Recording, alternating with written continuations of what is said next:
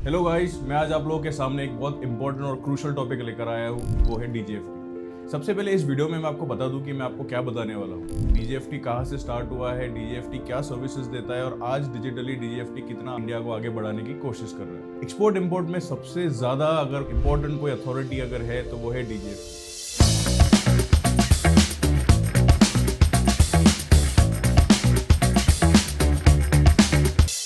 DGFT start कहाँ से हो, सबसे पहले ये जानने की कोशिश करते हैं। ये 1949 में डीजीएफटी के पहले वो था chief controller of import and export, जिसको बोलते थे CCINE। अब कहीं ना कहीं वो डीजीएफटी 1991 में हुआ है, जो ministry of commerce and industry के साथ में मर्ज होकर एक को साइड बॉडी है जो एक्सपोर्ट और इंपोर्ट के ऊपर रेगुलेशंस जो भी होते हैं वो देखता है।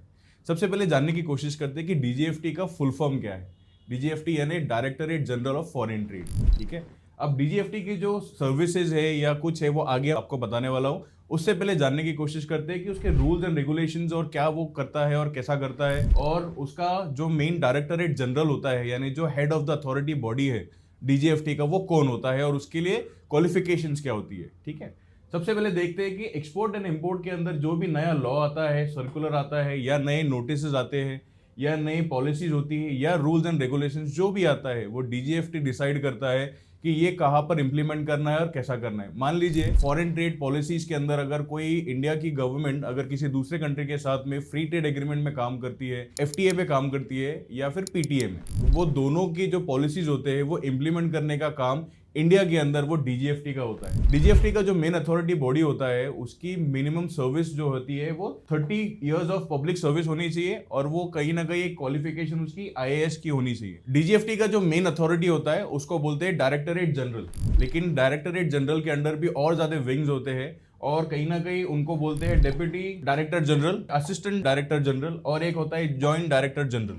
अब कहीं ना कहीं डीजीएफटी 4 भाग में डिवाइडेड है, मतलब इंडिया के लगभग 24 सिटीज में डीजीएफटी की प्रेजेंस है। एक होता है नॉर्थ जोन, एक होता है वेस्ट, ईस्ट और साउथ। जो नॉर्थ वाला है वो हेडक्वार्टर्ड है दिल्ली में, वेस्ट वाला वो है मुंबई में, जो ईस्ट वाला है वो है कलकत्ता में और जो साउथ में है वो है चेन्नई में।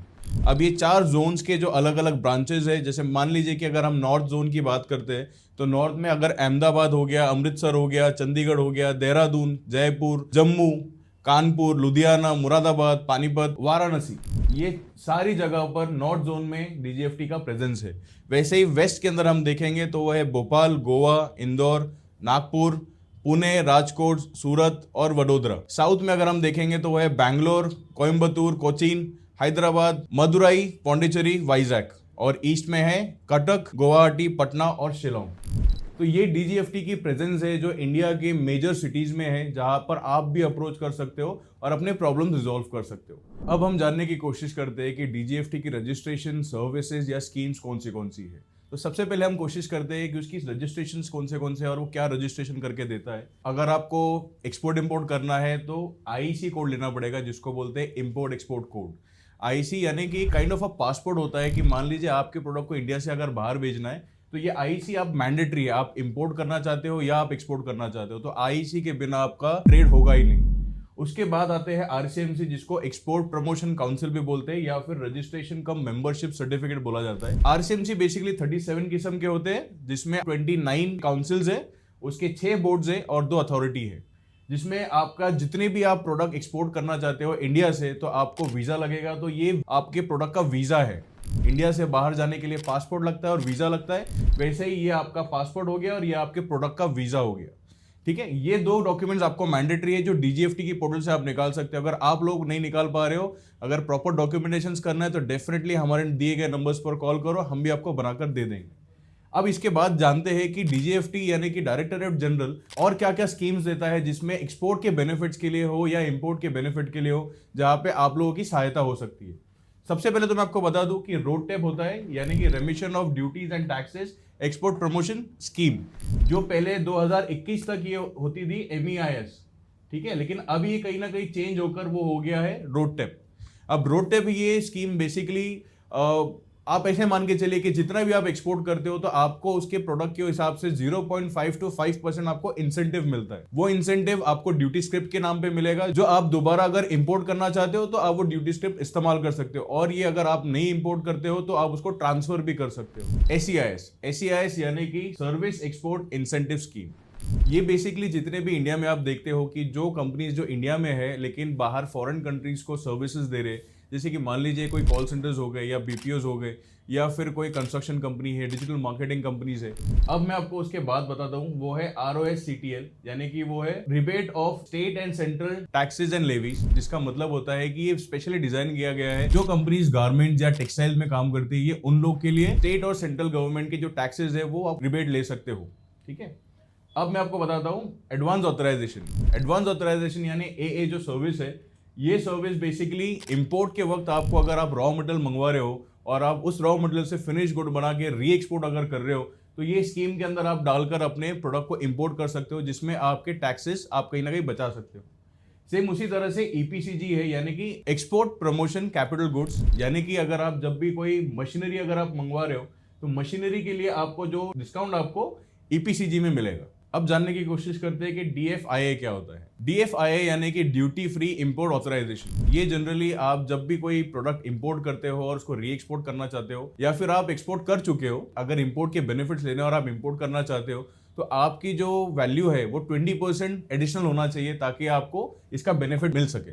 ठीक है, अब मैं आपको बताता हूं कि सर्विसेज DGFT के क्या क्या है।